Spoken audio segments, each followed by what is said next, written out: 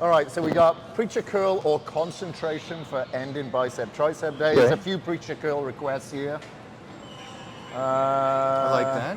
Yeah, ask Mike, why does he claim to be natural? Or we'll go into that later. I don't.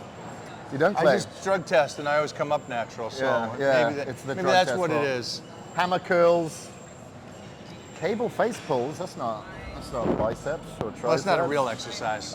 People want to know how to improve the bicep peak and get better connection with skull crushers or overhead tricep extensions. Oh, I actually do like that. Oh, what's a Titan press, man? We've got Titan press. Yeah. As We'll well. do a little Titan press. Okay, Titan press, spider curls, reverse. Oh, no, that's too Reverse punch? Yeah. Okay, yeah, we got quite a few pieces here to Okay, we go got a on. little something. Preacher, some concentration curls, something how to work the peak of the bicep and how people can get better mind-muscle connection with overhead extensions and skull crushers. So tricep first? Let's do We it. have our bicep laid out for us right there. Yeah, let's do it. Okay, what do you feel like doing with triceps? What's your go? Triceps, I can do pretty much every exercise. I am limited a little bit to skull crushers on the amount of weight that I can use because I tore 68% of my tricep off the bone like a year and a half, 2 years ago now. Okay. I can do pretty much everything as long as I don't lock all the way out.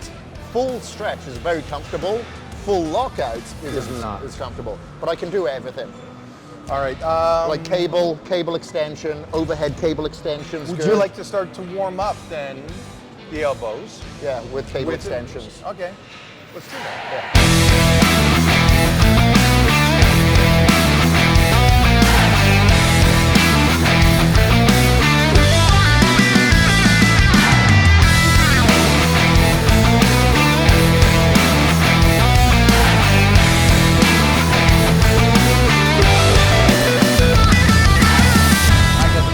At Gold's Gym Venice today on a Sunday with Kris Gethin, and we're gonna train a little bit. Thanks for making it in. Oh, of course, this is our church, man. Sunday prayers. You travel the world, so I will get this opportunity rarely, so I will take advantage of it and try to pick your brain as best as I can. I know you have some great fans that asked a lot of questions, so we're gonna get really deep into this and not just give you guys a workout, but really details behind it, and if you can, at the end of the day, the mind is the most important thing for me. Of course it is. It should be for everybody. If you look at anybody's transformation, you got the before picture, you got the after picture. We usually judge it from the neck down. It all comes from the neck up. It's how that person controlled their environment and how bad they wanted it at the end of the day. You could get somebody who doesn't have a job, but they're financially free, and they're like, God, it's just too hard, and make excuses. And then you have a single mother of 4 kids that holds down 2 jobs, has an amazing transformation, and the reason being is because they've controlled their mindset. And that's what it all comes down to. Boom. Do you always start with standing extensions? I never do. Never? Never. What do you usually start with? Like a reverse bench or close grip? Ah, okay. I reverse with the heaviest thing I could possibly get to. Yeah, that makes sense. So what about this then? Let's say if I was to start with dips or close grip push-up or whatever. I still do extensions. Yeah. With 225. But let's say that individual was to start with like dips or close grip push-ups or whatever. However, they don't find they get a good mind-muscle connection on the triceps. Maybe they're feeling it a little bit more in their pecs or front delts. So would it make sense then to pre-fatigue with the extension? Not necessarily having to go heavy and cause wear and tear. Anything to connect the muscle to the mind, I'm cool with. But I also, here's the harsh reality of it is, if you can't pose it and flex it, then you really can't do it with weights. Yeah. You should be able to control it with the lightest weight possible and flex. And just, okay, I got my tricep, it's connected, here we go. That's one of the biggest things. I think they go from here, I'm lifting weights. Yeah. Wow, there's a whole plethora of, for the quarterback, just the footwork. He throws the ball, what's he have to do footwork for? It all stems. Yeah, that makes sense. I don't go below 20 reps on this. 20, I can't count to 20. Yeah. Well, I'm hoping between the both of us, we might be able to get there. So one of the things we said earlier was, I believe there's exercises that are beginner exercises, and then you can move from those and kind of kick back, but there's a foundation period where those basics have to stay in. And then I understand that we all age, we all get older. And I've noticed that by the time these kids are like 35, tricep extensions are a bad one for them. Yeah, because obviously you're going to get a lot more bone density from things like you said, you know, your close grip push-ups, your bench press, your squats, as opposed to leg extensions or tricep extensions. You're not going to get bone density from that. It's going to be from resistance. Like if you look at these, you know, the blue zones, where you have people in Okinawa, they live, you know, centenarians, they study them and they stand and sit on average about 30 to 50 times a day from the floor because they don't have seats. That is their resistance, and they notice that their bone density is very, very tough. They don't lose balance and break a hip and then die 6 months later, right, because they constantly stand up and sit down, and that's what we've got to do for our longevity, is do a lot of these compound movements that create that density from that resistance. You know, you're not going to get it from this, I understand. But I think where people go through a lot of the wear and tear here, they're going too heavy, or they're just using shit form and going too heavy and putting a lot of stress, you know, on the negative, and then any stop there to try to push it back down. You've got to control that negative. The only reason I like this, for me, I always go back to, I want full range of motion in every position. And I'm one of those, I'm curious to see if Kris is, I'm one of those that this is different than this. And I know that a lot of people, you ever notice that one? This is the same as this. There's no difference in it. It's like, No, there's a lot of differences. It's like doing a barbell and alternative dumbbell curl. It's not the same thing. but you studied also. You've done karate. You've been an athlete before. Yeah, I went to college for 3 years to study this too. And there's a great thing called, you practice in perfect positions. You don't play in it. No. It gets ugly. Yeah. And the form gets nasty. And so for weightlifting, for me, is if I'm gonna push it, I don't wanna be so scared that I'm out of my lane and that's the injury. Yeah. And so am I strong enough in all positions to move through it? Skip the muscle, for me, it's the connective. It goes back to the connective. Yeah. I like that, like your dad talks about that. He's a big guy, he likes to grab somebody and toss them, and I like that same, what's that? I actually don't know how you did that. Well, Come here, come on, back you go. Okay. Come on up here, come up here, come up higher. here, come up here. Good, Okay. good. Can you hold your head that way? Yeah. Good. Hands up. Now all you're gonna do is just rotate these back, like, just like tricep extensions. Just have fun here, and then rotate and just turn around. Now the better you can, keep those elbows back. Back. That's it. Behind the Towards head, behind the head. Touch me. Now reach out here, reach towards me. that's it, yeah. And turn the hands. Now, continue that and keep trying to rotate and turn and flex. I see. Little smoother. Nice. Keep them back here, don't, last one. Back up. See, the resistance here isn't just with a number that's written on the dumbbell. The resistance is also coming from that speed of, especially of the negative, that stretch, the contraction at the top. That's where half of the resistance is usually lost when people are just throwing the weights.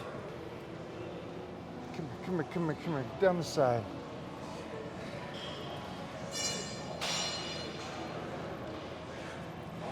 So that position, he's keeping that tension on the tricep. Speed, keeping the tension again on the tricep, on the muscle, on the joint, on the ligaments.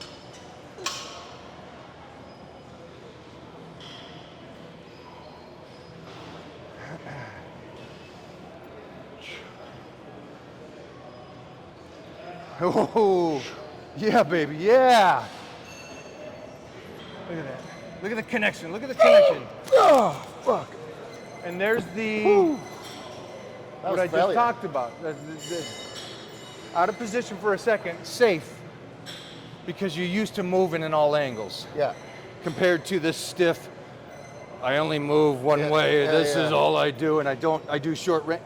It's like, I know a lot of the stuff I do was so I could do gladiators, battle dome, other things, compete in martial arts. It was because I needed to be athletic and get tossed and be able to handle the hits. Yeah, because otherwise, if you're just working on those fixators in one single form without that mobility, you're getting torn up.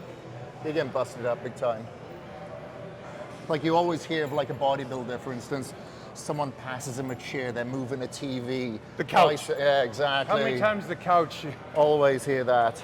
So what are we doing here now? We've inclined it a little bit, so do a little bit more of the rear head. So I would like, the dumbbells are coming down to your chest, but we're focusing on the inner tricep and then just the basic small ligament. Okay.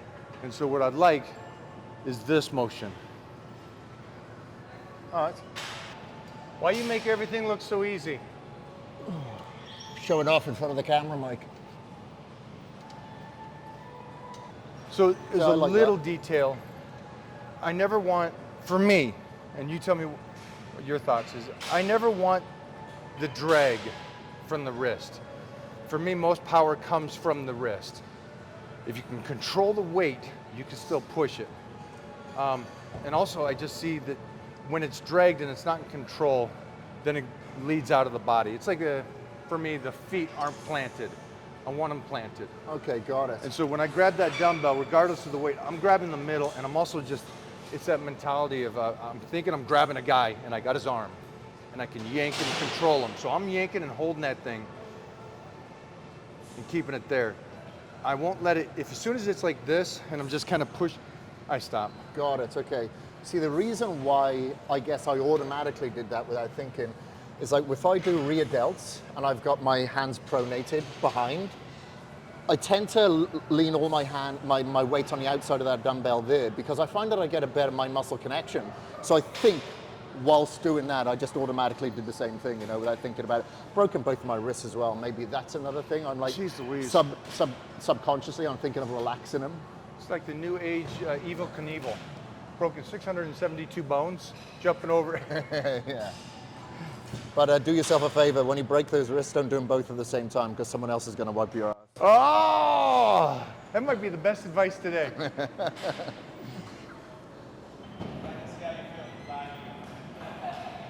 For me, this is the goal right here. Just strengthening that ligament, that muscle right there up. I think it's so beneficial for life to have strong elbows. I know that you guys are like, I want big triceps, I get it. A side effect of everything we're doing is muscle. But it's also, there's just a little bit of stuff that we're doing that will keep you in the game for decades. And at the end of the day, maybe you don't realize it yet, but you will in time realize that staying in the game and being able to tussle is more important than just the basic muscle that you build. Yeah, for sure. Not just physical, from a physical aspect, but from a mental, psychological aspect. That's why we're here at the end of the day. Like, can you imagine what kind of humans we'd possibly be like if we didn't have the facility, the gym, the exercise? That's the outlet. You know, you see obviously a lot of rehab in, you know, prisons, certain cultures. A lot of that rehab comes from working out. You know, I just provided programs to a place in the UK now that helps introduce inmates back into society.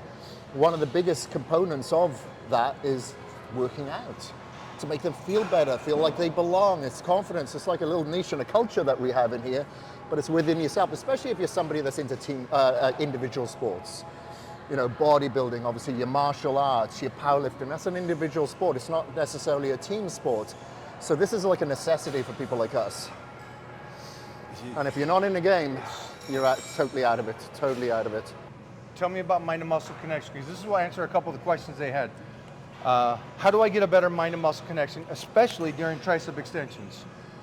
Slow down the movement, hold that contraction, make sure that you get a good stretch and your elbows stayed in that fixed position. That's what works for me. You know, like there's certain exercises, okay, I prefer some movements over others, like not really into kickbacks. However, if I really slow that movement down and get a good contraction, okay, now it's a little bit more beneficial. But that is like a more enhanced kickback if you think about it. You get a better stretch, you get a better contraction working against gravity up towards the sky. I really like that movement. So slow, negative, contract, stretch, you know? And something we said earlier, just pose. I don't care if you're gonna compete or not compete, just pose. Learn to bounce your chest. Exactly. You got Learn it. to flex the triceps separately, not together, and you will have better connections there. Let's see, what were some other questions? Extensions. But What would you start with? What would you normally start with? You would start with a warm-up because of your situations that you've had with your triceps with a push down. Yes, I do, because like that is the one movement that doesn't feel uncomfortable for me. And if I pre-fatigue with tricep extensions, I don't feel so much stress when I'm doing these movements now. Because like I had 68% of this tricep come off the bone, and you know, a couple of top people told me, that's kind of the end of you. And you know, I've just been very, very smart. Unfortunately, it takes things like that to smarten up. For me, I did the same kind of principle. I do a extreme nervous system sensor overload, so everything else feels like a joke. Yeah, it makes sense. It makes sense. I'm down with that. You know, Dorian used to say the same thing. He'd do his warm-ups and save a lot of his energy for that all-out set, which is always like a compound movement. And then everything else obviously was still heavy after, but is an afterthought in comparison. That's all I can remember from the tricep questions. Triceps. Yeah. Bicep was you guys have given us, and I love your fans, because you put up a questionnaire and they really gave you stuff. I put up a questionnaire and all they said is, baby, don't hurt me. So from your fan base, we have a preacher they would like to see, a concentration, Peak. They really want to work the peak. Understanding the peak. So how would you like to do your biceps? Let's start off with some preacher, shall we? Oh, sheesh. Well, it has to be at the end, Okay, right? barbell then. Oh, we'll start with preacher. Okay, all right, there you go. There ain't no Preacher. rules. There ain't no rules in this. Preacher. There's no rules in street fighting. Well, Mike is part of the furniture here, so he'll be able to locate a preacher bench. The top room, is it? Third room, Robbie's room. side. Robbie.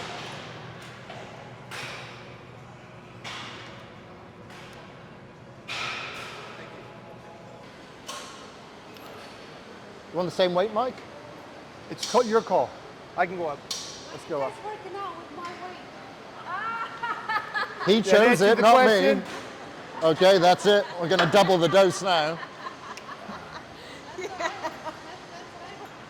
Inside or outside? Inside. All right. Is inside better for a peak? Inside better for the peak. I'd say inside is going to be a little bit better for thickening the bicep. Well, it's just comfortable on my elbows here, but I can do both. We can swap halfway if you want. I like that. Let's go a 5 and a 5. All right, so what we're gonna do is gonna go 5 reps inside, 5 reps outside. Okay, that's Here fine. we go. Thank you.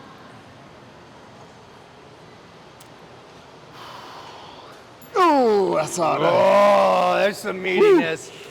Yeah, I got you. We need to tighten back here. Get one more. Back up. Gotcha. Whew. I think I'll do it the other way around next time.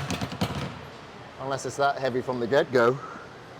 That was much harder. Right? Yeah. I love that it's the same exercise, it's just a different grip. And you as an expert at this, in this realm, even showed them at home just the difference between inside and outside. What I like about, and I don't know about you, but I love finding weak points. Because then it makes me go, okay, wait a minute. Why am I so much stronger inside of here instead of out here? Yeah. And for me, I try to do that. It's like my squat form is never the same. I'm always trying to find something different. How can I squat down in a different way? What am I working here? What am I working there? And finding out, hey, why is this so weak? There's basic exercises. You know, a power squat's always going to be better than a front squat or something. But there's still back squats that you can keep moving your feet in and out and going, what's strength, what's not strength? Yeah, for sure. I like dissecting like that. Yeah, because I guess like, you know, talking about squats, I'll usually go neutral stance. So if I go obviously a little bit more narrow, it's going to be harder. Now I'm wondering if this is more difficult now because I'm isolating the muscle group more and I'm not using as much assistance, or I'm just so used to going narrow. I'm just not doing enough on the outside, so maybe I need to swap things up there a little, you know? I think the answer could be either. Yeah, And I think that's what the person has to find out. could be. I think there's, I know for me, I'll find an exercise and I'm like, wow, I get destroyed. the first week on it or 2 weeks on it. Yeah. And by the third week, it caught up to the strong exercise. It's like, okay, I was just completely not used to it. Yeah. And now the body's used to it. Yeah, and I guess sometimes, you know, we get too used to just hitting our stronger muscle groups. We enjoy it. Okay, we're lifting more weight, we're going to continue going down that road. You know, and as a bodybuilder, you're necessarily not going to continue working your strongest muscle groups here because you're going to fail. If you don't have that balance, you don't have that symmetry, you don't have that flow. What you generally would do if you're smart, you're going to look at that worst muscle group, probably under the worst lighting. And then once that has come up, you're like, okay, now I'm ready. Let's move on to the next muscle group. That's a mature bodybuilder. Yeah. Did you ever do one of those like 24-hour or 12-hour bicep workouts? Remember, it's supposed to add like an inch to your bicep back in the day. Did you ever do one of them? We did in a sense, but I was so young. It was I have 4 older brothers, and so we would work out, and it would turn into that. Okay, I'm gonna do bench. It's a marathon for the whole day. It's Saturday, you know, and then you would just like keep benching until one of your brothers quits, and I was the youngest, so I can't quit until my oldest quits.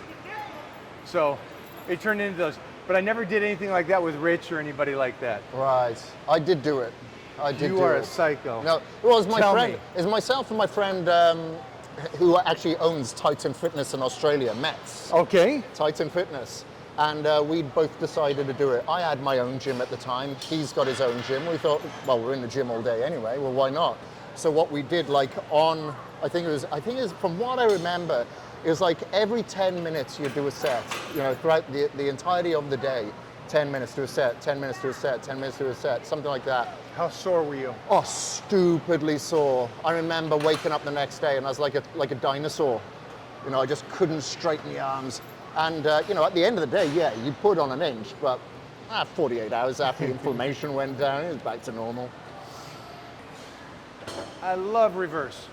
A lot of people do this as like a forearm extender movement. Do you actually feel this in the bicep when you're doing this?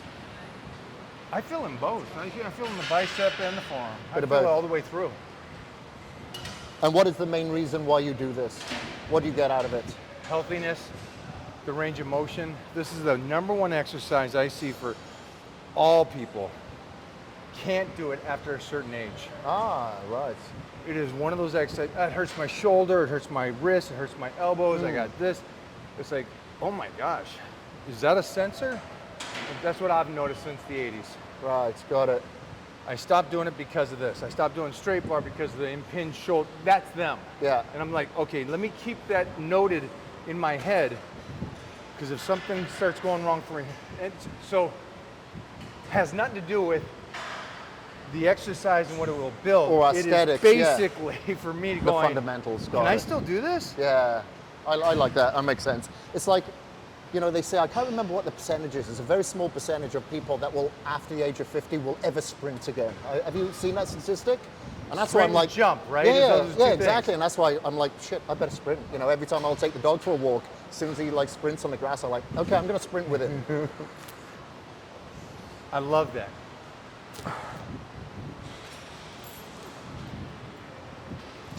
Love it. Now again, remember he said he had both wrists broken at one time and he's still doing this exercise. I just want you guys to understand at home.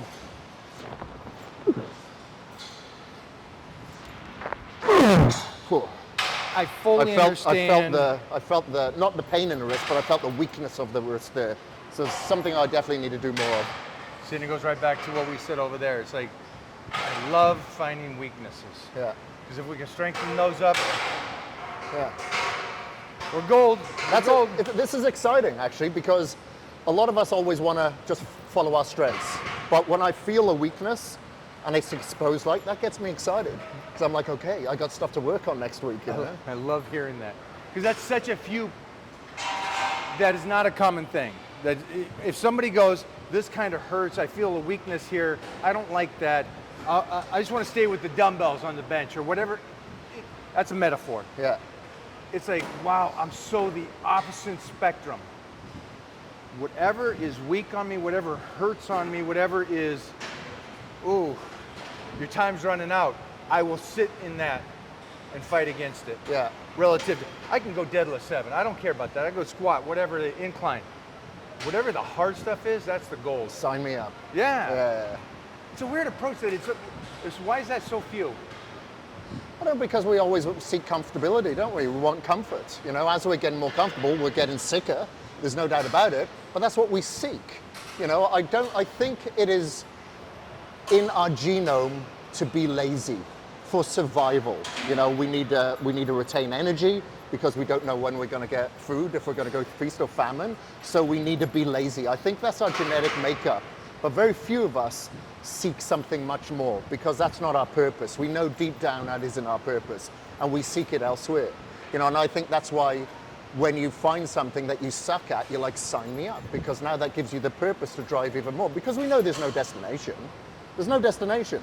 Well, what's the fun in that? It's the drive of the evolution. Thank you. Sorry, guys. You know, what is true failure? Wow. In order for them to cause trauma, for them to come back next week and get stronger. A lot of them have just got these safety bars, this safety net within them, which, like I said, I don't know if times changed, but I'm like, do I remember seeing this happen 20, 30 years ago? That's 100% true. We're in this gym, and I will see once a week one person push it to that level. Out of thousands that come in that week, I will see one person do it. Yeah. Everybody else will do a motion. I think it's the understanding, like we said, compounds. Well, the compound is still with a weight as heavy as you can for the rep range you're going to stress the body. Yeah. And I think that's removed, and it's now just, I'm exercising to burn calories. Yeah. Well, for then sure. you're a hamster. Yeah, exactly. You're not doing anything for longevity. Because that calorie burn is always only going to be in the gym as well. But if you're creating trauma that's creating more density, you're going to be sat in your ass burning more calories. Anybody call him the Johnny Depp of health and fitness? Who? Got Johnny the Depp? bracelet, he got the Oh, I know. boots, he's, He's the not wearing the charisma. bandana. He has the bandana too. How'd you not have that? I know. He's training with an 80s guy. You should have had a cut off. I took the bum bag off. Or the fanny pack, as you call it. Oh my gosh. You know he. Fanny pack. Fanny pack. Yeah. You know what parentheses were. Brackets, we call it in the UK. Like- Do you call them brackets over here at all? No. Never bracket? Parentheses. Brackets are the squares. Parentheses are the curves. We call it brackets. I'm not going to argue I with remember somebody overseas. I'm from the civil part of Wales. Can you imagine what the primitive part was? I will on this, and you'll see it. I'll take it down, stop, and re-gauge. Stop, re-gauge. Oh, okay, got it. Stop, Well, re-gauge. when you stop, you don't disengage at the bottom like I on, do on it the floor. disengage. It Okay, stops on the got it. floor, and then a snap Okay. back into it. Got it. I want the continuous torque on it. Okay. This is Got what it. racing. It's kind of like help you get through sticking points, or It is making sure that connective tissue is strong again, full range for me. Got it. And I like that torque. It's that whole, if I always practice the pressure on the muscle, then the ligament's not getting played into it. Okay. And I always like ligament. I like ligaments over muscle. I like fascia over muscle. yeah. For me, to healthiness wise, healthiness. I love muscle, trust me.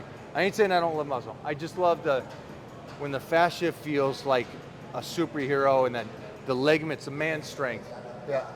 So Okay, I like that makes sense. What about this? Because you're going to have some people out there that say, well, ATP only lasts like 12 seconds. Oh, I love this. You've got to get the repetitions out before you run out. What's your response Yeah, to that? I- Because obviously, if you're disengaging, you're going to run out of ATP, Mike.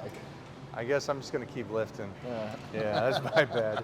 I love this. When you get to the gym, your stored glycogen is only 20 minutes. All yeah, right, yeah, guys. Yeah, because that pre-workout meal is so important. Yeah. Because your liver and muscle's not going to hold enough glycogen. It's interesting. How would you say this? There's some great knowledge out there. But I was talking to Dr. Rand the other day, and I sent him something, and he goes, at some point, you've got to give up that society is going to these Instagram influencers for their knowledge. And that's harsh. It's like, well, but it's true. It's like there's a certain point there's great information out there, but who is it meant for? I'm still gonna get my workout in. I'm still gonna eat breakfast. I'm still gonna go through the day like that. Will I test myself other ways? Like, as soon as I say, oh, I fasted for 4 days. Oh, is that the way to do it? Is that how you do it? Oh, no, I'm just seeing how strong I can be without food for 4 days in the most sick way possible. How strong? Nothing to do with my body except mine. Yeah, exactly, 100%. But they hear one thing, and then it's like, it's like, at the end of the day, it's just consistency, eating, small steps. Have you done a 4-day fast? I have. Yeah. Yeah. 4-day fast. Last day and a half was no water to see how light I could get. How light did you get? How much weight did you go? 239. I broke 240. And what were you really big at? I'm usually like right now 285. Yeah, but when you started to fast and when you finished, what did you drop? Oh, geez. Probably a good 15. Good 15. Jeez. Yeah, but 15 water weight. A lot of water weight, yeah. Myself, I did a 5-day fast. Was it about 3 years ago? Oh, man. And I worked out every day. Yeah, right? We still work out. Yeah. We still do our stuff. We still do the cardio and everything with it, and sauna to try to even get more out. Yeah. It's It's just like you said, it's just a mental test, but yeah, I probably wasn't a good person to be around for those 5 days. Well, not the last couple, anyway. I think by the last day, it's like Mona would blink, and I'd be like, really? Right, well, that is a wrap, kids. We finally got together to hit biceps and triceps. Can you see how pumped we are? Oh, we're pumped, baby. We're pumped. But hopefully you got a lot out of this. A lot of you were asking, how can I work the peak of the biceps? Obviously, genetics aside, there's certain exercises that you can do. I think the biggest takeaway here is slow things down, baby. Maybe lighten the load until you get the form right. Work on that mind-muscle connection. Once you do, much like marketing, scale it. Once you know it works, then put more money into it. I'm saying nothing. Mic drop. Peace. Okay.